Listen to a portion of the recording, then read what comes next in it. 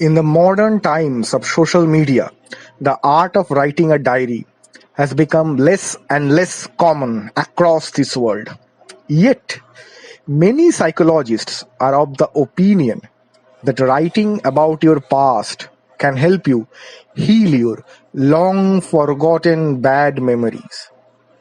The protagonist in our today's story, who is nearing the end of his life, is also writing about an incident that he otherwise preferred to bury deep in the black holes of his mind, yet have not completely succeeded in doing so in all these years. Will writing in the diary about this incident give him the closure he desperately needs at the end of his life? Or will it lead to something else? To know, let's listen to Stephen King's The Man in the Black Suit. Stephen King is considered one of the pioneers of the modern horror fiction genre. He has already taken his place in the pantheon of horror fiction legends, alongside people like Robert Bloch, Edgar Allan Poe, and H.P. Lovecraft. Many of his famous novels, like The Shining, Pet Sematary, have become Hollywood blockbusters. Without further wasting time, let's travel with the protagonist to an America during the First World War. Let us listen to Stephen King's The Man in the Black Suit. The protagonist. I am now a very old man, and this is something that happened to me when I was very young, only 9 years old. It was 1914, the summer after my brother Dan died in the Westfield, and not long before America got into the First World War.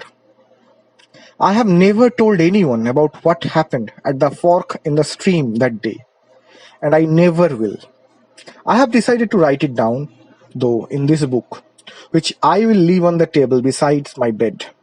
I cannot write long, because my hands shake so these days, and I have next to no strength, but I don't think it will take long. Later, someone may find what I have written. That seems likely to me, as it's pretty much human nature to look in a book marked diary after its owner has passed along. So yes, my works will probably be read. A better question is whether anyone will believe them. Almost certainly not, but that doesn't matter. It's not belief I am interested in, but freedom. Writing can give that, I have found. For 20 years, I wrote a column called Long Ago and Far Away for the Castle Rock Call, and I know that sometimes it works that way. What you write down sometimes leave you forever, like old photographs left in the bright sun, fading to nothing but white. I pray for that sort of release.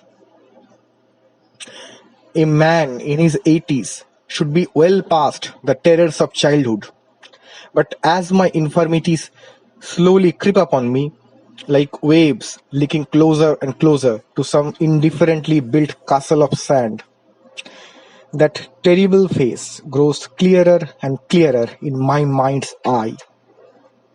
It glows like a dark star in the constellations of my childhood. What I might have done yesterday, who I might have seen here in my room at the nursing home, what I might have said to them or they to my, those things are gone. But the face of the man in the black suit grows ever clearer, ever closer, and I remember every word he said. I don't want to think of him, but I can't help it. And sometimes, at night, my old heart beats so hard and so fast, I think it will tear itself right clear of my chest. So I uncap my fountain pen and force my trembling old hand to write this pointless anecdote in the diary one of my great-grandchildren. I cannot remember her name for sure, at least not right now, but I know it starts with an S. Gave to me last Christmas and which I have never written in until now. Now I will write in it. I'll write the story of how I met the man in the black suit on the bank of Castle Stream one afternoon in the summer of 1914.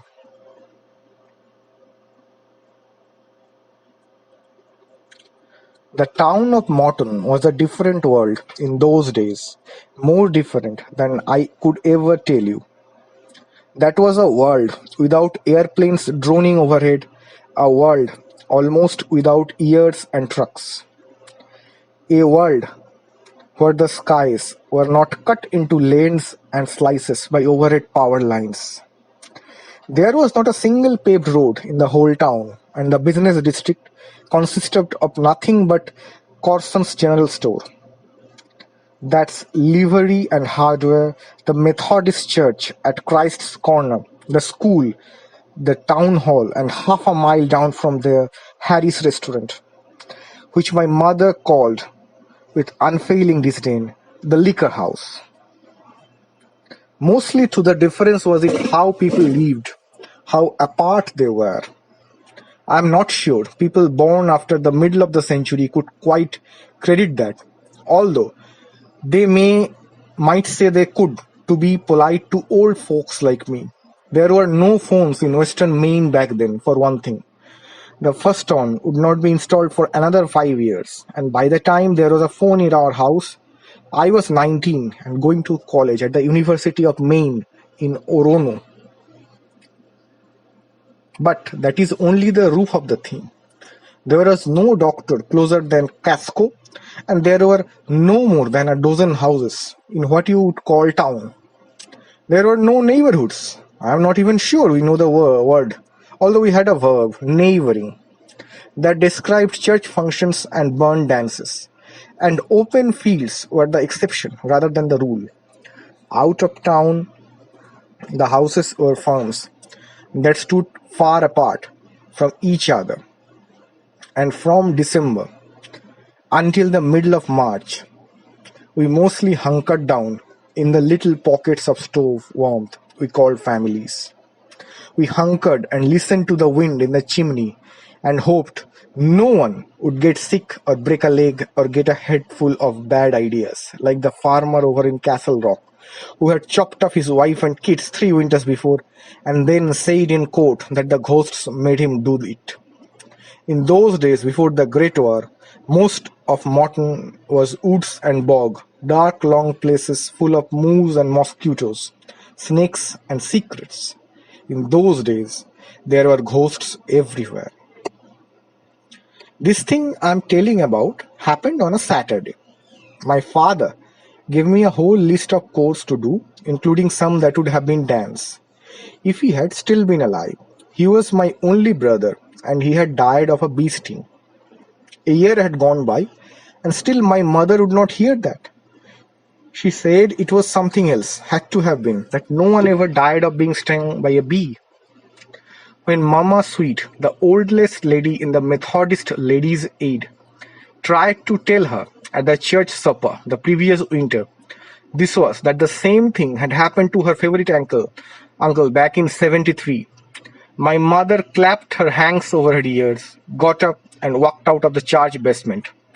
She had never been back since, and nothing my father could say to her would change her mind. She claimed she was done with the church, and that if she ever had to see Helen Robicord again, that was Mama Sweet's real name, she would slap her eyes out. She would not be able to help herself, she said.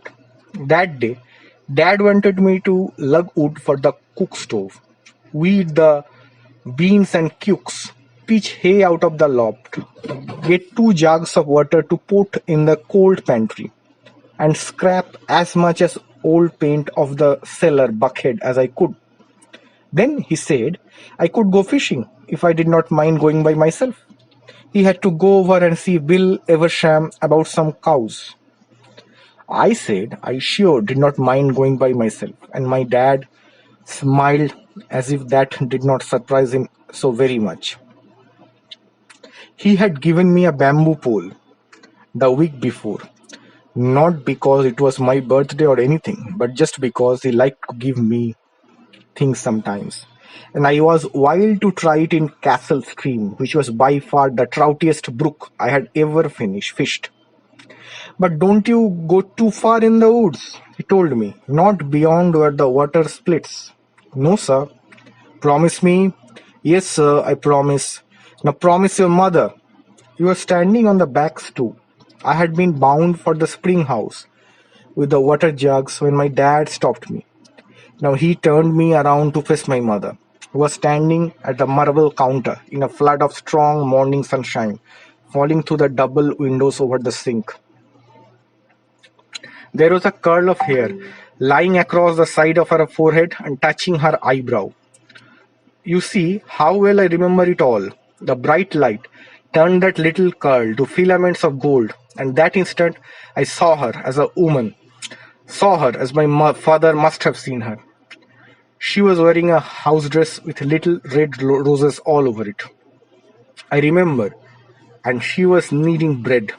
Candybill, our little black Scotty dog, was standing alertly beside her feet, looking up, waiting for anything that might drop. My mother was looking at me. "I promise," I said.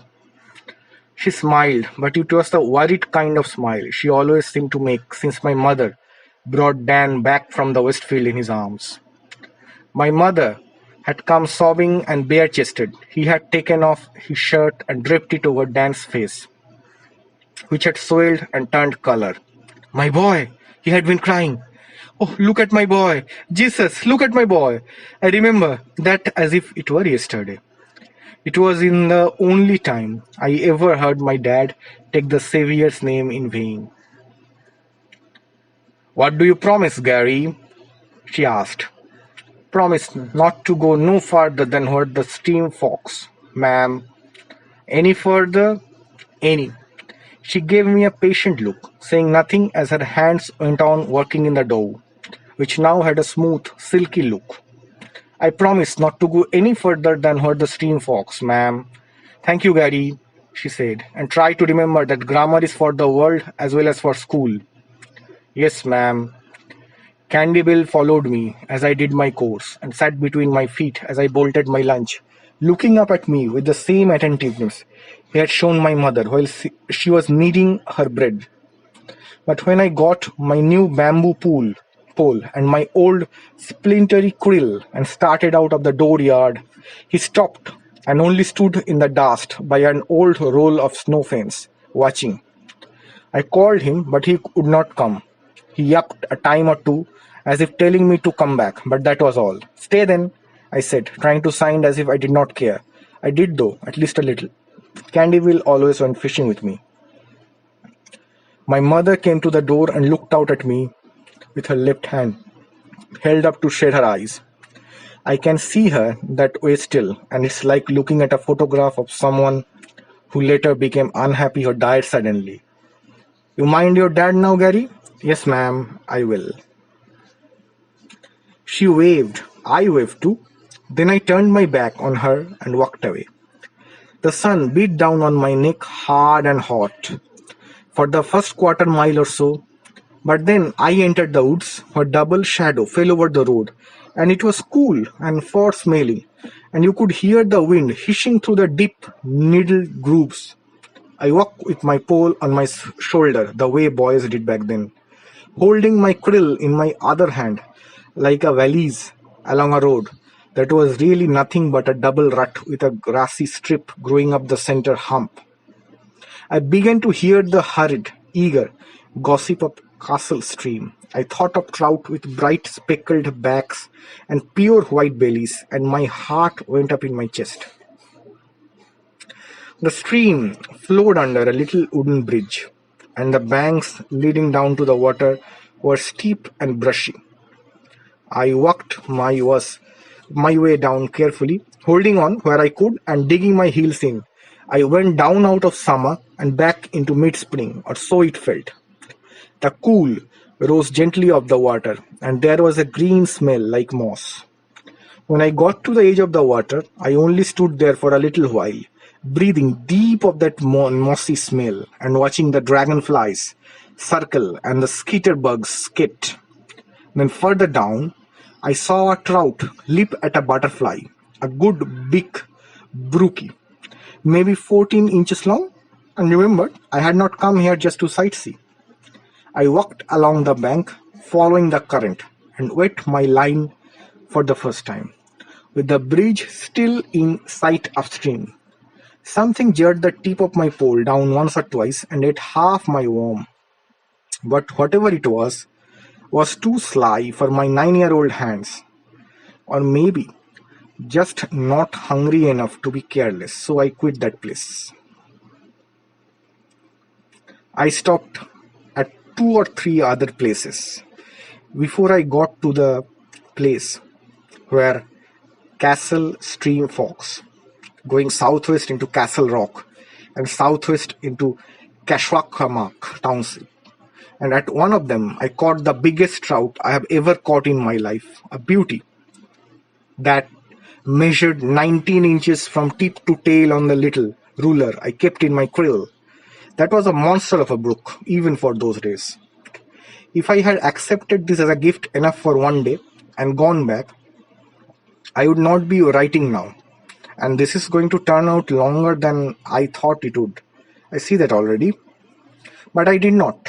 Instead, I saw to my catch right then and there, as my father had shown me, cleaning it, placing it on dry grass at the bottom of the krill, then laying damp grass on top of it, and went on. I did not, at age 9, think that catching a 19-inch brook trout was particularly remarkable, although I do remember being amazed that my line had not broken when I, netless as well as artless, had hauled it out and swung it toward me in a clumsy tail-flipping arc. 10 minutes late, I came to the place where the stream split in those days. It is long gone now. There is a settlement of duplex homes where Castle Stream once went its course, and a district grammar school as well. And if there is a stream, it goes in darkness. Dividing around a huge grey rock, nearly the size of our outhouse, there was a pleasant flat space here, grassy and soft, overlooking what my dad and I called South Branch. I squatted on my heels, dropped my line into the water, and almost immediately snagged a fine rainbow trout. He was not the size of my brookie, only a foot or so, but a good fish, just the same. I had it cleaned out before the grills had stopped flexing, stored it in my krill, and dropped my line back into the water. This time there was no immediate bite, so I leaned back. Looking up at the blue stripe of sky, I could see along the stream's course. Clouds floated by, west to east, and I tried to think what they looked like. I saw a unicorn, then a rooster, then a dog that looked like Candy Bill. I was looking for the next one when I drowsed off. Or maybe slept. I don't know for sure. All I know is that a tug on my line, so strong it almost pulled the bamboo pole out of my hand, was what brought my back into the afternoon. I sat up, clasped the pole, and suddenly became aware that something was sitting on the tip of my nose. I crossed my eyes and saw a bee. My heart seemed to fall dead in my chest. For a sheer horrible second, I was sure I was going to wet my pants.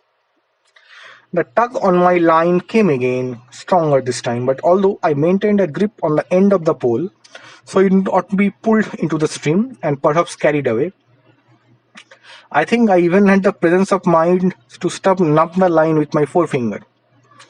I made no effort to pull in my catch.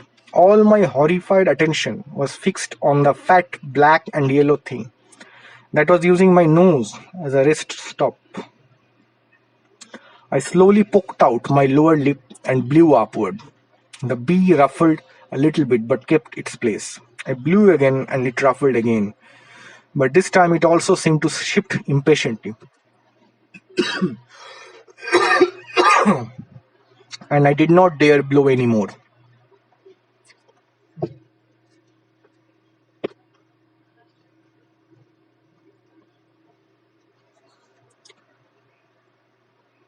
It was too close for me to focus on what it was doing, but it was easy to imagine it ramming its stinger into one of my nostrils and shooting its poison up towards my eyes and my brain. A terrible idea came to me that this was the very bee that had killed my brother. I knew it was not true, and not only because honeybees probably did not live longer than a single year, except maybe for the queens. About them, I was not so sure. It could not be true because honeybees died when they stung, and even at 9 I knew it. Their stingers were barbed, and when they tried to fly away after doing the deed, they tore themselves apart. Still, the idea stayed. That was a special bee, a devil bee, and it had come back to finish the other of Albion and Loretta's two boys. And here is something else. I had been stung by bees before, and although the stings had swelled more than it's perhaps usual, I cannot really say for sure, I had never died of them. That was only for my brother, a terrible trap that had been laid for him in his very making, a trap that I had somehow escaped. But as I crossed my eyes until it hurt, in an effort to focus on the bee, logic did not exist. It was the bee that existed, only that. The bee that had killed my brother, killed him so cruelly that my father had slipped down the straps of his ever-engorged face. Even in the depths of his grief, he had done that because he did not want his wife to see what had become of his firstborn. Now the bee had returned, and now it would kill me.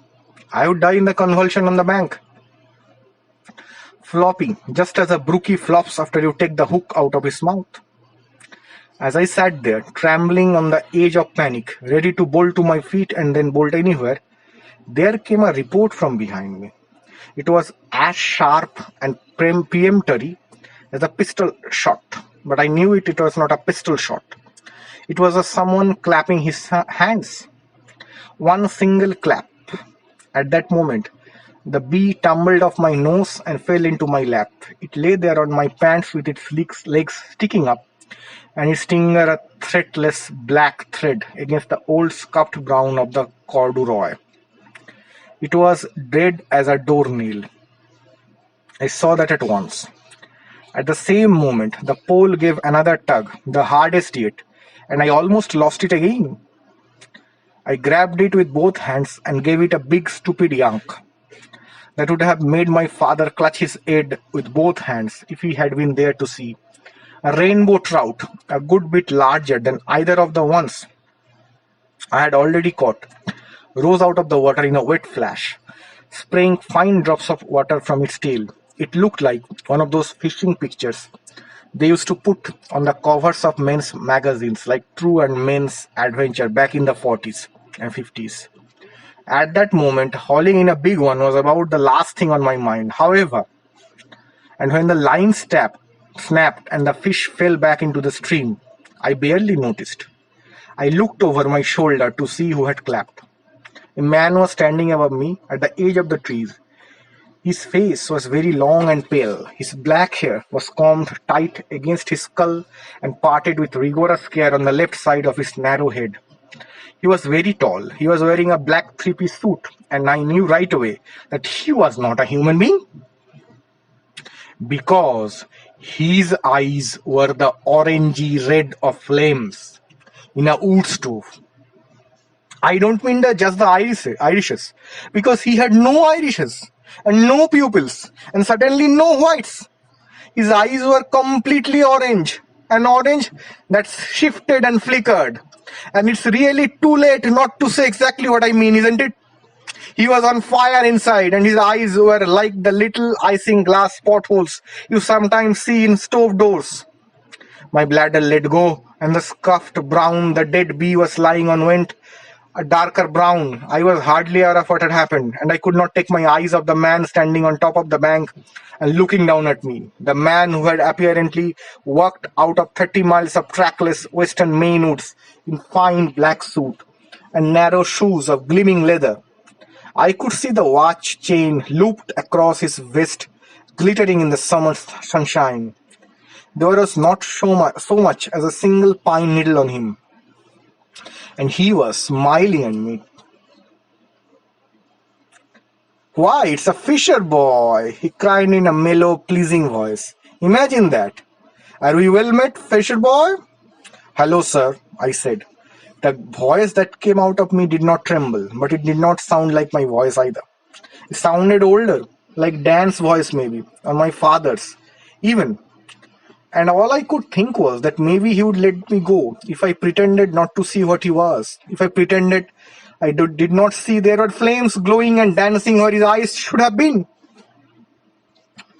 I have saved you a nasty sting, perhaps, he said, and then to my horror, he came down to the bank to where I sat with a dead bee in my wet lap and a bamboo fishing pole in my nerveless hands. His slick, soled, city shoes should have slipped on the low, grassy weeds dressing the steep bank, but they did not, nor did they leave tracks. I saw. Where his feet had touched, or seemed to touch, there was not a single broken twig, crushed leaf, or trampled shoe-shape. Of the deep woods between Morton and Kasawakamak, and now he was standing here beside me. From the corner of one eye, I could see a hand as pale as the hand of a store window dummy. The fingers were hideously long. He hunkered beside me on his arms, his knees popping just as the knees of any normal man might. But when he moved his hands so they dangled between his knees, I saw that each of those long fingers ended in not in a fingernail, but a long yellow claw. You didn't answer my question, Fisher boy, he said in his mellow voice. It was, now that I think of it, like the voice of those radio announcers on the big band shows years later. The ones that would sell Geritol and Cerutan and Ovaltine and Dr. Granbo pipes. Are we well met? Please don't hurt me, I whispered in a voice so low I could barely hear it. I was more afraid than I could ever write down. More afraid than I want to remember, but I do. I do. It never crossed my mind to hope I was having a dream. Although it might have, I suppose, if I had been older. But I was 9, and I knew the truth when it squatted down beside me. I knew a hawk from a handsaw, as my father would have said. The man who had come out of the woods on that Saturday afternoon in midsummer was the devil. And inside the empty holes of his eyes his brains were burning. Oh, do I smell something? He asked, as if he had not heard me, although I knew he had. Do I smell something wet? He leaned toward me with his nose stuck out, like someone who means to smell a flower. And I noticed an awful thing. As the shadow of his head traveled over the bank, the grass beneath it turned yellow and died. He lowered his head toward my pants and sniffed. His glaring eyes half closed, as if he had inhaled some sublime aroma and wanted to concentrate on nothing but that. Oh, bad, he cried, lovely bad, and then he chanted, opal, diamond, sapphire jade, I smell Gary's lemonade. He threw himself on his back in the little flat place and laughed. I thought about running, but my legs seemed 2 counties away from my brain. I was not crying. I was too scared to cry. I suddenly knew that I was going to die, and probably painfully, but the worst of it was that might not be the worst of it. The worst might come later, after I was dead. He sat up suddenly, the smell of burnt matches fluffing out from his suit and making me feel gaggy in my throat. He looked at me solemnly from his narrow white face and burning eyes. But there was a sense of laughter about him. Sad news, Fisher boy, he said. I have come with sad news. I could only look at him, the black suit, the fine black shoes, the long white fingers that ended not in nails but in talons. Your mother is dead. No, I cried. I thought of her making bread of the curd lying across her forehead and just touching her eyebrow, of her standing there in the strong morning sunlight. And the terror swept over me again, but not for myself this time. Then I thought of how she would looked when I set off with my fishing pole, standing in the kitchen doorway with her hand shading her eyes, and how she had looked to me in that moment like a photograph of someone you expected to see again but never did. No, you lie, I screamed. He smiled, the sadly patient smile of a man who has often been accused falsely. I'm afraid not, he said. It was the same thing that happened to your brother Gary. It was a bee. No, that's not true, I said. And now I did begin to cry. She's old, she's 35. If a bee sting could heal her the way it did Danny, she would have died a long time ago, and you were a lying bastard. I have called the devil a lying bastard. I was aware of this. But the entire front of my mind was taken up by the enormity of what he had said. My mother dead? He might as well have told me that the moon had fallen on Vermont, but I believed him. On some level, I believed him completely, as we always believe, on some level. The worst thing our hearts can imagine. I understand your grief, little fisher boy, but that particular agreement just does not hold water. I'm afraid. He spoke in a tone of bogus comfort that was horrible, maddening, without remorse or pity. A man can go his whole life without seeing a mockingbird, you know. But does that mean mockingbirds don't exist? Your mother... A fish jumped below at us. The man in the black suit frowned, then pointed a finger at it. The trout convulsed in the air, its body bending so strenuously that for a split second it appeared to be snapping at its own tail, and when it fell back into the catchful stream, it was floating lifelessly. It struck the big grassy rock where the waters divided, spun around twice in the whirlpool eddy that formed there, and then floated away in the direction of Castle Rock. Meanwhile, that terrible stranger turned his burning eyes on me again. His thin lips pulled back from tiny rows of sharp teeth in a cannibal smile.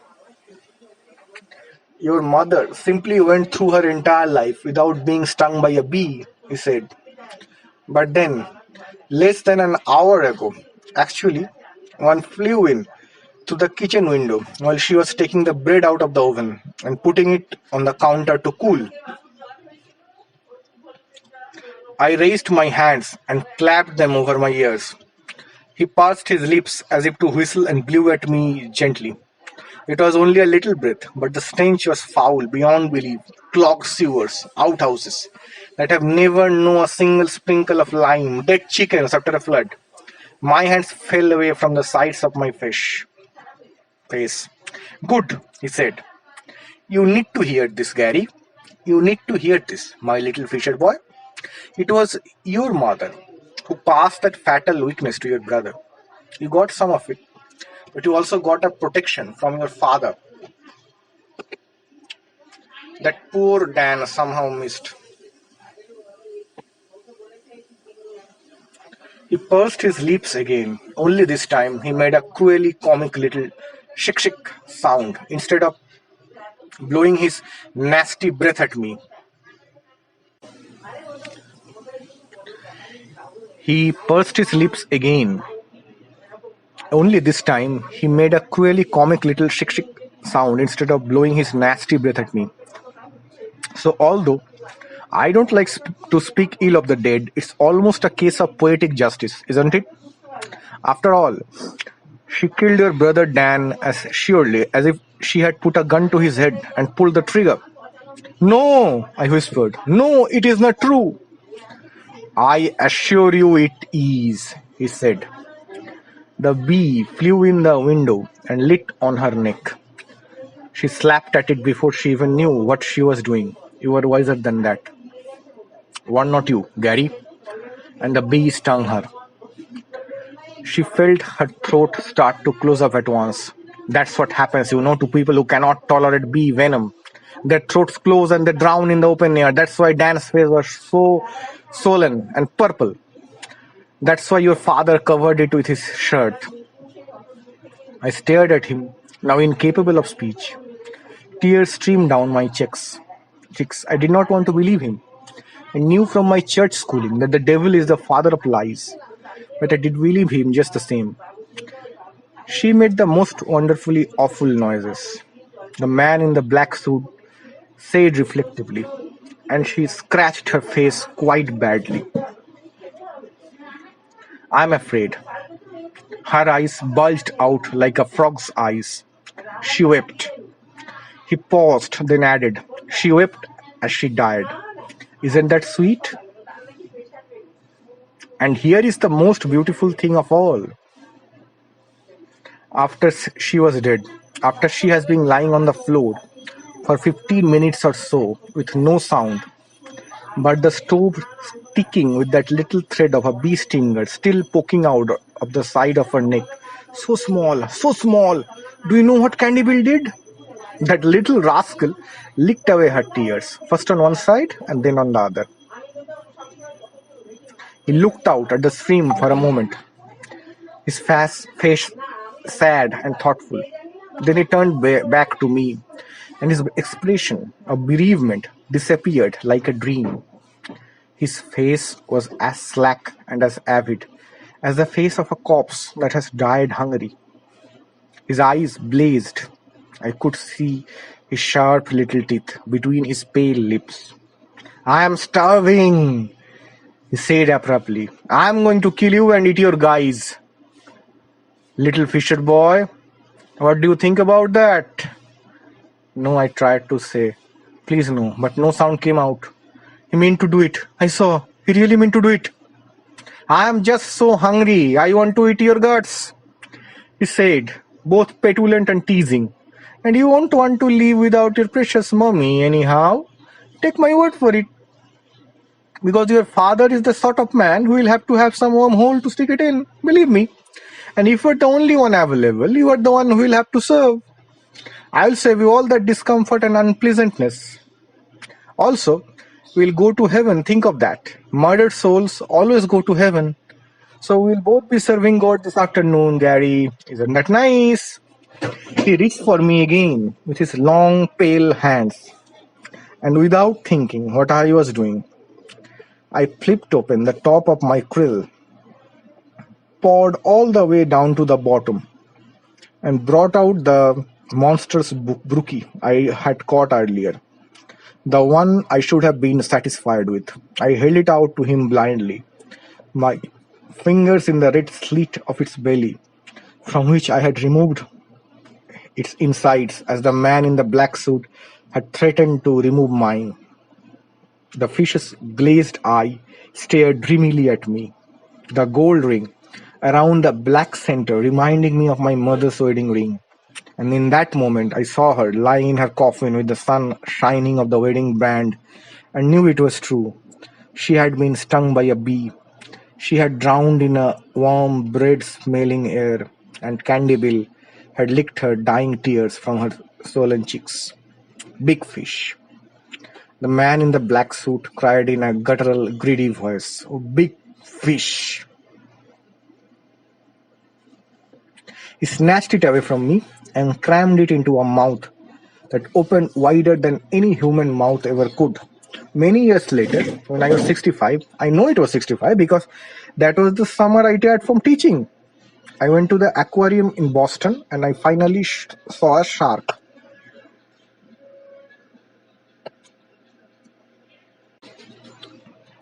The mouth of the man in the black suit was like that shark's mouth when it opened.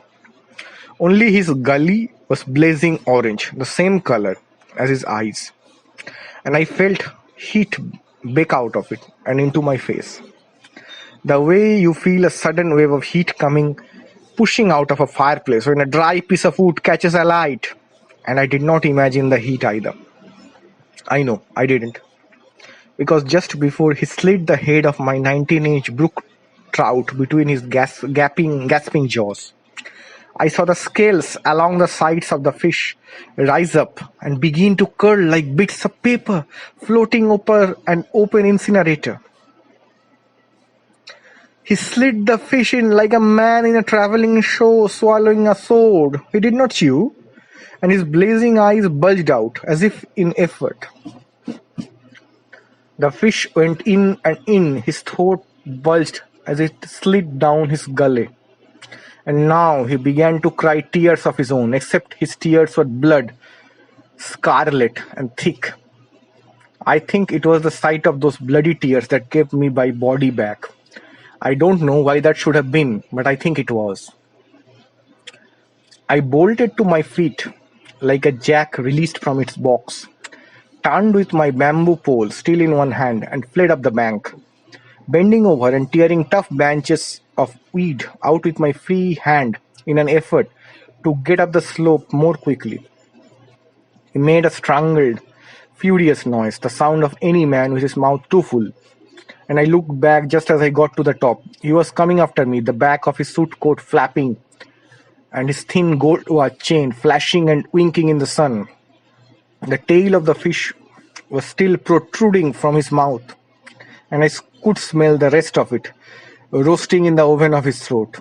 He reached for me, groping with his talons, and I fled along the top of the bank. After 100 yards or so, I found my voice and went to screaming in fear, of course, but also screaming in grief for my beautiful dead mother. He was coming after me. I could hear snapping branches and whipping bushes, but I did not look back again. I lowered my head, slitted my eyes against the bushes and low-hanging branches along the stream's bank, and ran as fast as I could.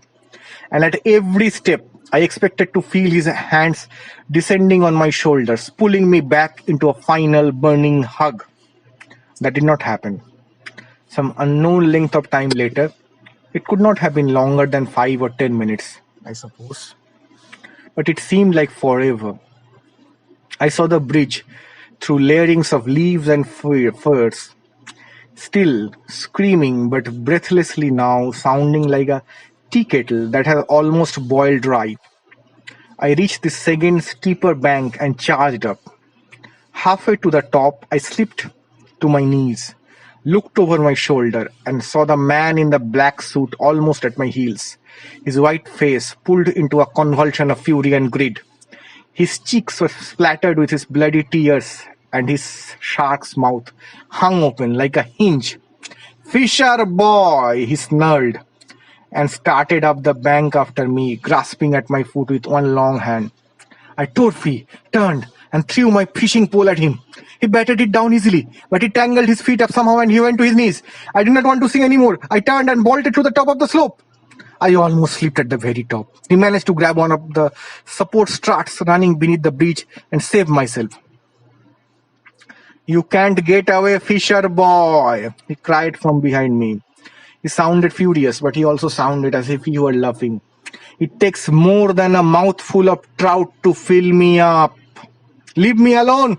I screamed back at him. I grabbed the bridge's railing and threw myself over it in a clumsy somersault, filling my hands with splinters and bumping my head so hard on the boards when I came down that I saw stars. I rolled over on my belly and began crawling. I lurched to my feet just before I got to the end of the bridge, stumbled once, found my rhythm, and then began to run. I ran as only 9-year-old boys can run, which is like the wind. It felt as if my feet only touched the ground with every third or fourth stride, and for all I know, that may be true. I ran straight up to the right hank wheel, rut in the road, and ran until my temples pounded and my eyes pulsed in their sockets. Ran until I had a hot stitch in my left side from the bottom of my ribs to my armpit. Ran until I could taste blood and something like metal shavings in the back of my throat. When I could not run anymore, I stumbled to a stop and looked back over my shoulder, puffing and blowing like a wind-broken horse. I was convinced I would see him standing right there behind me in his natty black suit, the watch chain a glittering loop across his waist and not a hair out of place. But he was gone. The road stretching back towards Castle Stream between the darkly massed pines and spruces were empty. And yet I sensed him somewhere near in those woods, watching me with his grass-fire eyes, smelling of burned matches and roasted fish. I turned and began walking as fast as I could, limping a little. I had pulled muscles in both legs, and when I got out of bed the next morning, I was so sore I could barely walk. I kept looking over my shoulder, needing again and again to verify the road behind me was still empty. It was each time I looked, but those backward glances seemed to increase my fear rather than lessen it. The farce looked darker, messier, and I kept imagining what lay behind the trees that merged beside the road, long tangled corridors of forest, leg-breaking deadfalls, ravines, or anything might leave. Until that Saturday in 1914, I had thought that bears were the worst thing the forest could hold. A mile or so farther up the road, just beyond the place where it came out of the woods and joined the Geoghegan Flat Road, I saw my father walking toward me and whistling. The old oaken bucket. He was carrying his own rod, the one with the fancy spinning reel from Monkeywood. In his other hand he had his krill, the one with the ribbon my mother had woven through the handle back when Dan was still alive. Dedicated to Jesus, that ribbon said. I had been walking, but when I saw him, I started to run again, screaming, "Dad, Dad, Dad," at the top of my lungs, and staggering from side to side on my tired, sprung legs like a drunken sailor. The expression of surprise on his face when he recognized me might have been comical under other circumstances. He dropped his rod and krill into the road without so much as a downward glance at them and ran to me. It was the fastest I ever saw my dad run in his life. When he came together, it was a wonder the impact did not knock us both senseless, and I struck my face on his belt buckle hard enough to start a little nosebleed. I did not notice that until later though. Right then, I only reached out my arms and clutched him as hard as I could. I held on and rubbed my hot face back and forth against his belly, covering his old blue work shirt with blood and tears and snot. "Gary, what is it? What happened? Are you all right?" "Ma's dead," I sobbed. "I met a man in the woods and he told me Ma's dead. She got stung by a bee and it swelled her up all just like what happened to Dan. And she's dead. She's on the kitchen floor and Candy Bill licked the tears of her face," was the last word I had to say. But by then, my chest was itching so bad I could not get it out. My own tears were flowing again and my dad's startled, frightened face had blurred into the three overlapping images. I began to howl, not like a little kid who skinned his knee, but like a dog that seen something bad by moonlight, and my father pressed my head against his hard, flat stomach again.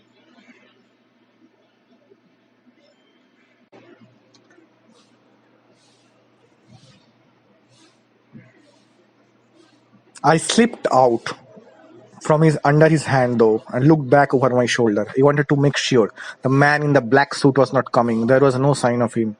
The road winding back into the woods was completely empty. I promised myself I would never go back down that road again, not ever, no matter what. And I suppose now that God's greatest blessing to his creatures below is that they can't see the future. It might have broken my mind if I had known I would be going back down that road and not 2 hours later.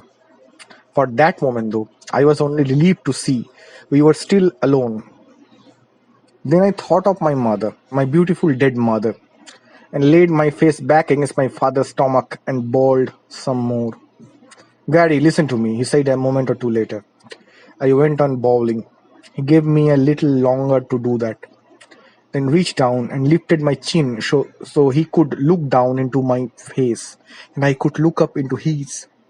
"Your mom's fine," he said. I could only look at him with tears streaming down my cheeks. I did not believe him.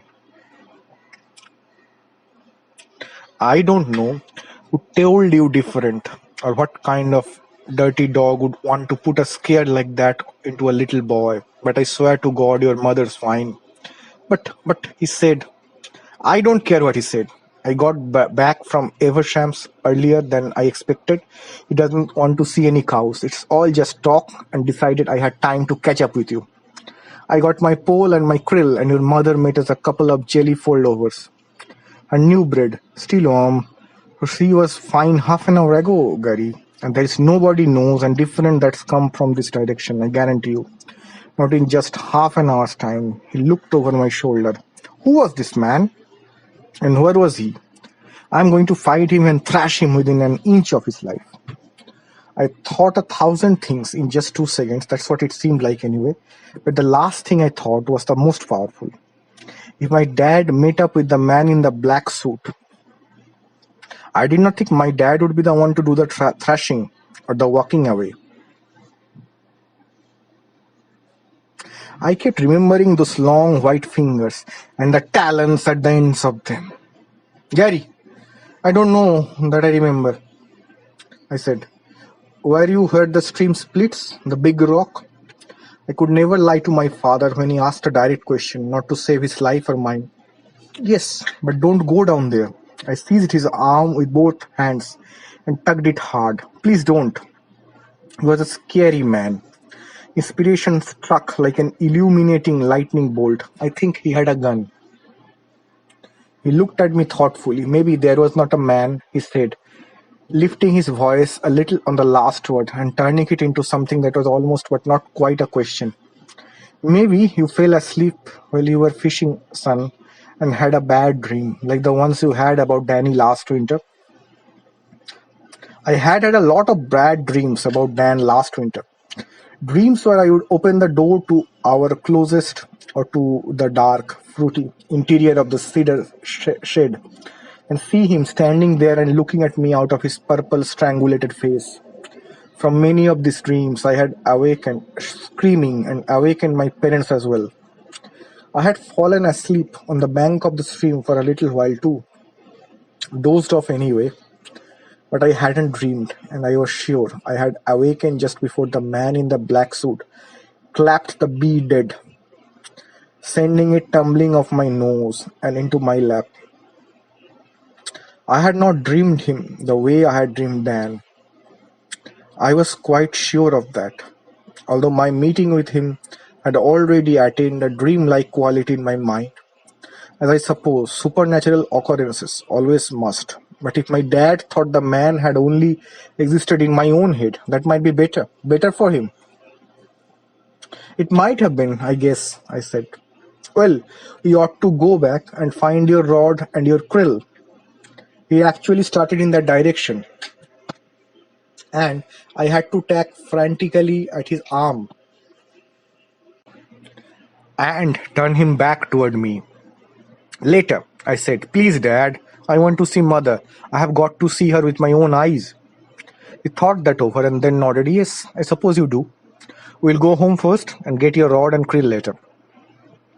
So we walked back to the farm together, my father with his fish pole propped on his shoulder, just like one of my friends, me carrying his krill, both of us eating folded over slices of my mother's bread, smeared with black currant jam.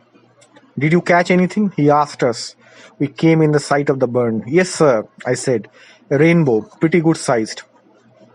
And a brookie that was a lot bigger, I thought but did not say. That's all, nothing else. After I caught it, I fell asleep. This was not really an answer, but not really a lie either. Lucky you did not lose your pole. You didn't, did you, Gary? No, sir. I said very reluctantly, lying about that would do no good, even if I had been able to think up a hooper. Not if he was set on going back to get my krill anyway, and I could see by his face that he was. Up ahead, Candy Bill came racing out of the back door, barking his shrill bark and waging his whole rear end back and forth, the way Scotties do when they are excited. I could not wait any longer. I broke away from my father and ran to the house, still lugging his krill and still convinced in my heart of hearts that I was going to find my mother dead on the kitchen floor with her face swollen and purple as Dan's had been when my mother carried him in the west field, crying and calling the name of Jesus. But she was standing at the corner, just as well and fine as when I had left her, humming a song as she shelled peas into a bowl. She looked around at me first in surprise and then in fright, as she took in my wide eyes and pale cheeks. "Gary, what is it? What's the matter?" I didn't answer, only ran to her and covered her with kisses. At some point, my father came in and said, "Don't worry, Lo. He's all right. He's just had one of his bad dreams down there by the brook. Pray God it's the last of them," he said and hugged me tighter, while Candy Bill danced around our feet, barking his shrill bark.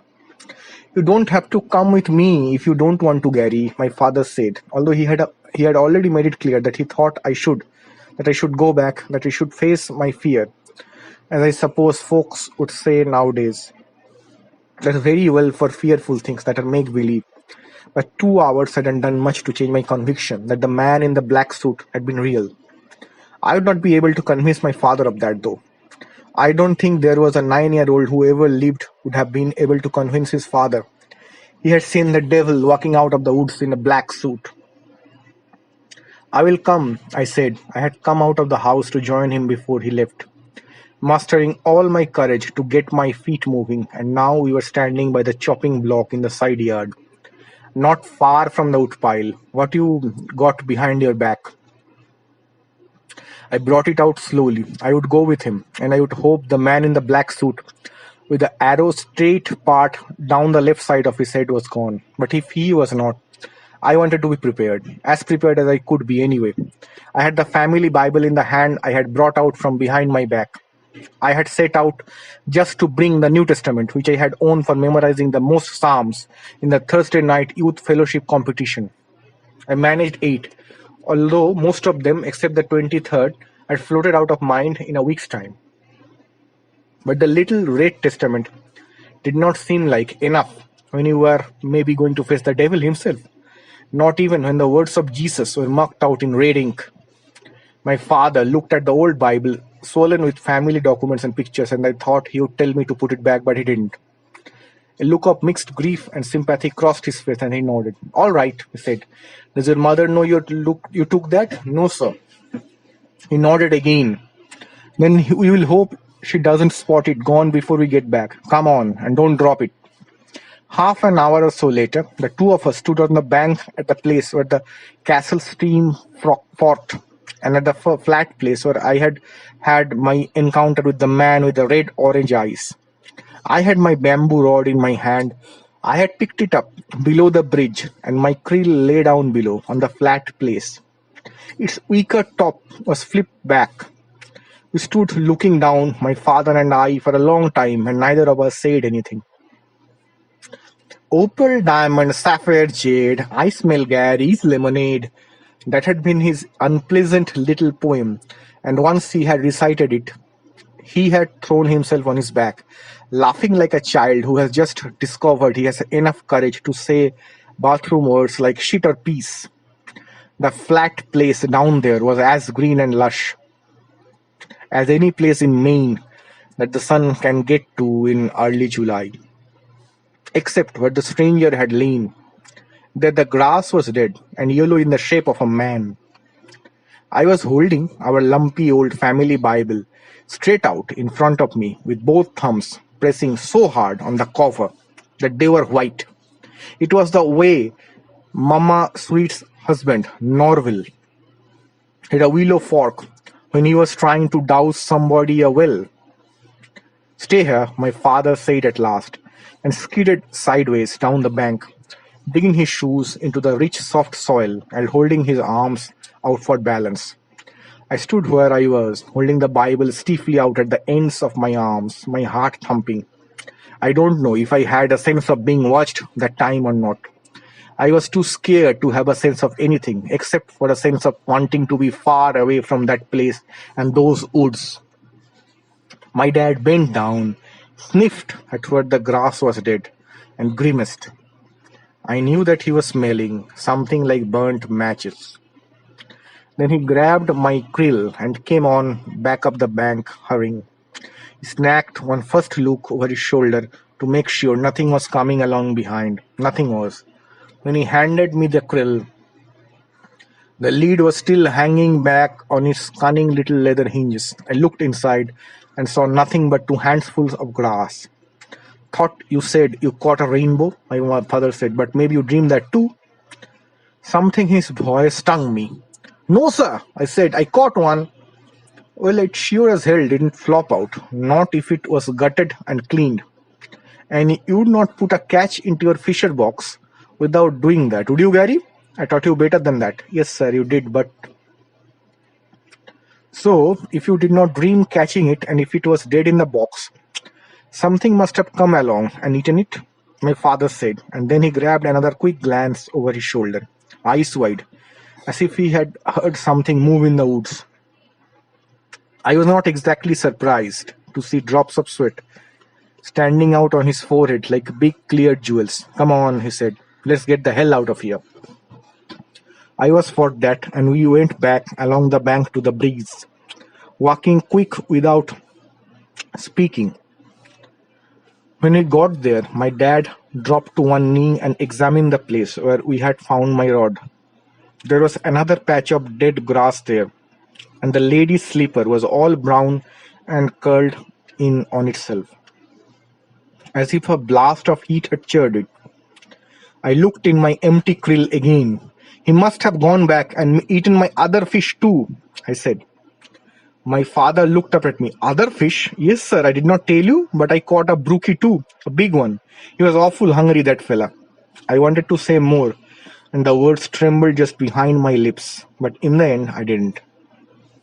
We climbed up to the bridge and helped each other over the railing.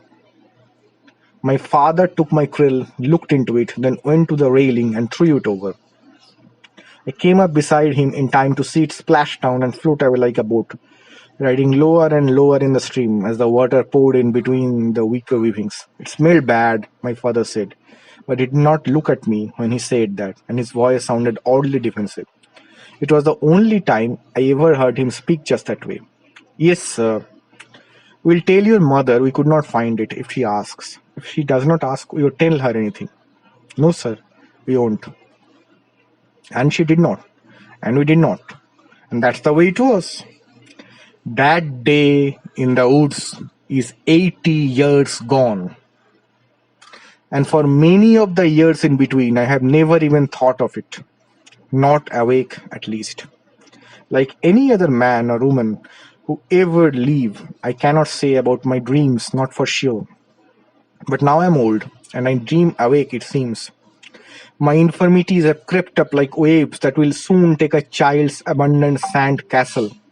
And my memories have also crept up, making me think of some old rhyme that went, in part, just leave them alone, and they will come home, wagging their tails behind them. I remember meals I ate, games I played, girls I kissed in the school cloakroom when we played post office. Boys I chummed with, the first drink I ever took, the first cigarette I ever smoked. Corn shuck behind Dickie Hamner's pig shed, and I threw up. Yet of all the memories, the one of the man in the black suit is the strongest and glows with its own spectral haunted light.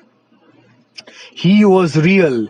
He was the devil, and that day I was either his errand or his luck. I feel more and more strongly that escaping him was my luck, just luck, and not the intercession of the God I have worshipped and sung hymns to all my life. As I lie here in my nursing home room and in the ruined sand castle that is my body, I tell myself that I need not fear the devil, that I have lived a good, kindly life, and I need not fear the devil. Sometimes I remind myself that it was I, not my father, who finally coaxed my mother back to church later on that summer. In the dark, however, these thoughts have no power to ease or comfort. In the dark comes a voice that whispers that the 9-year-old fisher boy I was had done nothing for which he might legitimately fear the devil either, and yet the devil came for him. And in the dark, I sometimes hear that voice drop even lower into ranges that are inhuman. Big fish! It whispers in tones of hushed greed, and all the truths of the moral world fall to ruin before its hunger.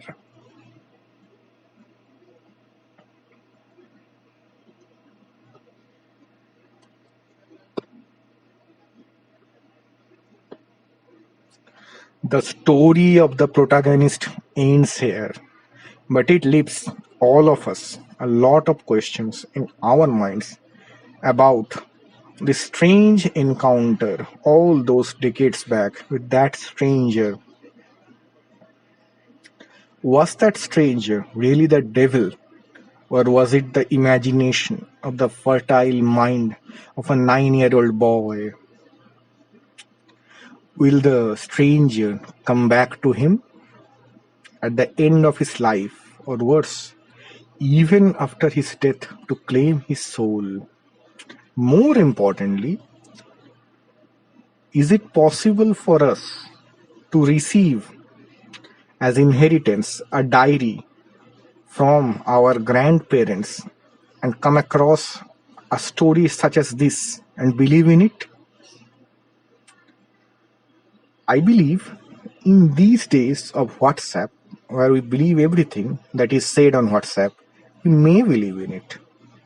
And if we do so, is it possible for us to have that stranger lurking around us, waiting for an opportunity to strike at us when we are not ready for him? Will we be able to flee to safety like our protagonist did all those years back? Who knows the answer? But my dear listeners, I bid goodbye to all of you now. Please stay safe and continue to listen to wonderful distractions. Thank you.